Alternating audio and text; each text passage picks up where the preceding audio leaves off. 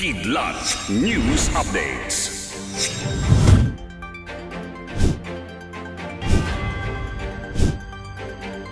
Ako po si Cesar Sorian, kasama ang buong puwersa ng Kidlat News Channel para ihatid ang nangungunang mga balita sa buong kapuluan ngayon. Mismong pinangunahan ngayong araw ni National Security Advisor Eduardo Año ang inaugurasyon sa bagong istasyon ng Philippine Coast Guard o PCG sa Pag-asa Island. Tinawag na game changer ni Año ang bagong pasilidad na makakatulong sa pag-monitor ng mga aktibidad sa paligid ng isla, partikular na ang mga galaw ng Chinese vessels sa karagatan.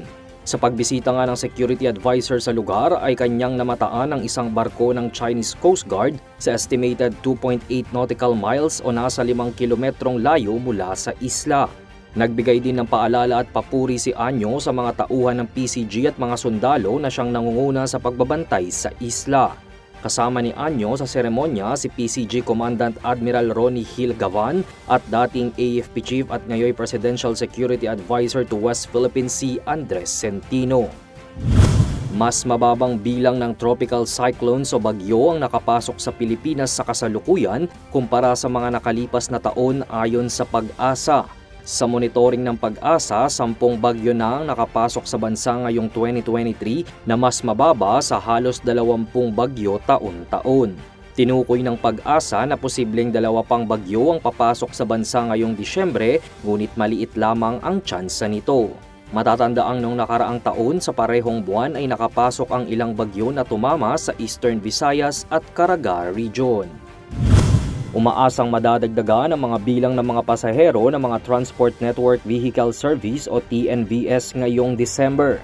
Sa isang media forum, sinabi ng Grab Philippines na inaasahan na ang initial 20% na increase ay maaaring tumaas sa 45% sa second at third week ng buwan ng Disyembre.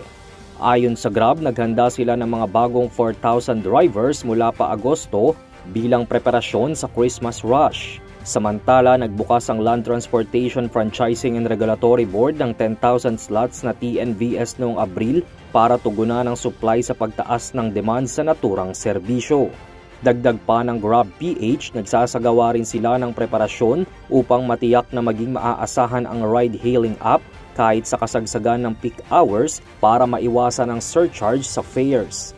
Bibigyan rin umano nila ng incentive ang mga drivers na tatanggap ng ride sa mga oras na yon.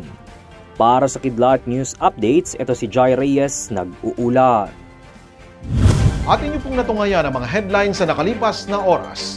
Manatiling nakatutok para sa mga susunod na updates at breaking news. Ako po si Cesar Sorian, kasama nyo sa bawat pagputok ng balita.